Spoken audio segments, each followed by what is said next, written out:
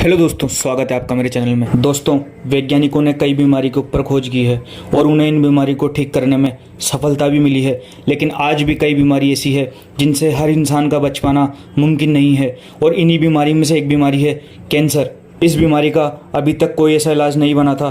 Cancer जैसी बीमारियों से हर साल 1 करोड़ से ज़्यादा लोगों की मौत होती है। हर 6 में से 1 मौत दुनिया में कैंसर से ही होती है। तो इस बीमारी की खतरेपन को देखते हुए हमें इसके बारे में कुछ न कुछ ठोस कदम को उठाना चाहिए। और दोस्तों, वैज्ञानिकों ने इस बीमारी के खिलाफ एक बेहद अद्भुत चीज़ को ढूंढ निकाला है। रिपोर्ट्स के अनुसार कैंसर की दवाई को लेकर हाल ही में एक बेहद ही बड़ा खुलासा हुआ है और आज हम इस वीडियो में उसी के बारे में जानने वाले हैं। मेडिकल साइंस के इतिहास में पहली बार कैंसर जैसी एक बेहद ही खूंखार बीमारी की दवाई इंसानों को मिली है। ये खोज हमारी पूरी सभ्यता के लिए एक दुर्लभ वरदान से कम नहीं है और हमें इसी तरह के वरदान का ही इंतजार था। ये खोज रेक्टल कैंसर के लिए काफ़ी ज़्यादा लाभकारी बताई गई है। इतना लाभकारी कि आप कभी इसके बारे में सोच ही नहीं पाएंगे। अमेरिका में किए गए इस छोटे से मेडिकल एक्सपेरिमेंट के चलते कुछ रेक्टल कैंसर के मरीजों को खास तरह की दवाई दी गई थी।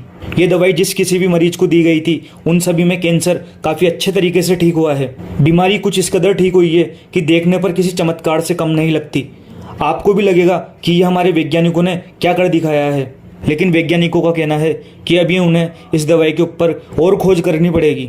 लेकिन उनका ये भी कहना है कि कुछ लोगों के अनुसार ये दवाई 100% मरीजों के ऊपर काम करने लगी है। ये दवाई कैंसर जैसी बीमारी के लिए काफ़ी ज़्यादा असरदार साबित हुई है और लोगों में इसका कोई साइड इफेक्ट भी देखने को नहीं मिला है। ये दवाई एक इम्यूनोथेरेपी दवाई है और ये एंडोमेटेरियल कैंसर को ठीक करने के लिए इस्तेमाल की जाती है। इस दवाई के जरिए वैज्ञानिक बेहद ही सफलता के साथ इंसान के रेक्टल में होने वाले ट्यूमर को ठीक कर सकते हैं। बता दें कि ये दवाई खास तौर पर कैंसर वाले ट्यूमर को ठीक करने में इस्तेमाल हो रही है। बात यह भी है कि जिस भी रेक्टल कैंसर के मरीज को ये दवाई दी गई है उनके अंदर भारी सुधार देखा गया है। चौंका देने वाली बात यह है कि ये ड्रग ट्रायल अपने प्रारंभिक अवस्था में है और आने वाले समय में ये दवाई और भी विकसित होकर बेहद ही ज़्यादा असरदार हो सकती है। अभी तक इस दवाई का पॉजिटिव रेस्पॉन्स 12 मरीजों में देखा गया है और इन सभी मरीजों के अंदर मिसमैच रिपेयर डेफिशिएंसी यानी कि MMRD जैसे लक्षण दिखाई पड़ रहे थे।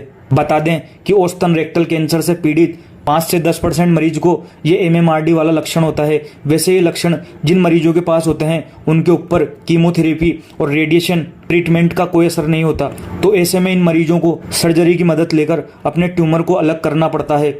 ये MMRD एक तरह का म्यूटेशन होता है। MMRD म्यूटेशन के चलते शरीर के अंदर मौजूद कैंसर कोशिका हमारे प्रतिरक्षा तंत्र के लिए काफ़ी बड़ा खतरा बन जाती है। इसके अलावा ऐसी कोशिकाएं हमारे प्रतिरक्षा तंत्र को इतना कमज़ोर कर देती है कि हमारा तंत्र सही तरीके से काम ही नहीं कर पाता और इससे बीमारी शरीर के अंदर और भी तेज़ी से बढ़ने लगती है।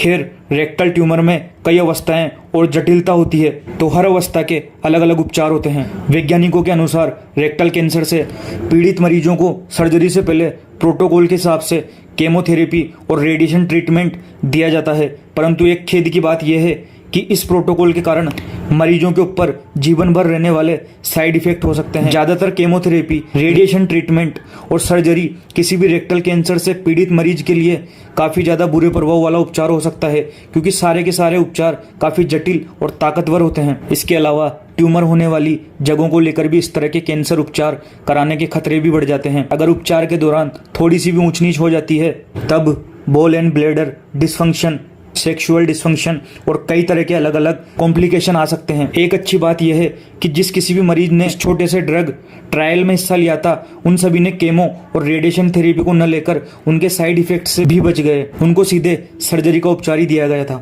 ड्रग ट्रायल के दूसरे चरण में वैज्ञानिकों ने मरीजों को इस दवाई को 6 महीनों के लिए हर तीसरे हफ्ते में दिया। साथ ही एहतियात के तौर पर केमो और रेडिएशन थेरेपी भी दी जाने लगी। दोस्तों, ऐसा करने से मरीजों के अंदर से 100% कैंसर के ट्यूमर खत्म होने लगे। वैज्ञानिकों ने दवाई लेने वाले मरीजों का MRI, पेट स्कैन और एंडोस्कोपी किया, तब सच में कैंसर का कोई नामो निशान ही नहीं था, जैसे कि कहीं मरीज को कभी कैंसर था ही नहीं।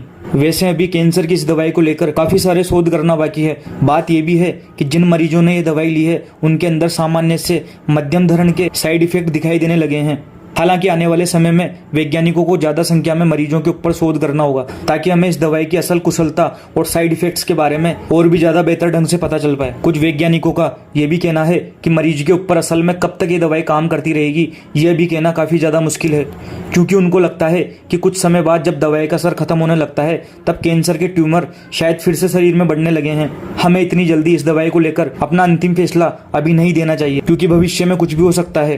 तो दोस्तों, हम आशा करते हैं कि ये दवाई बेहद ही अच्छे तरीके से काम कर जाए। और अगर आपको ये वीडियो अच्छी लगी हो और आपको इससे कुछ जानकारी मिली हो तो वीडियो को लाइक करना, शेयर करना और कमेंट करके ज़रूर बताना कि आपको अगली वीडियो किस टॉपिक पर चाहिए। Thank you.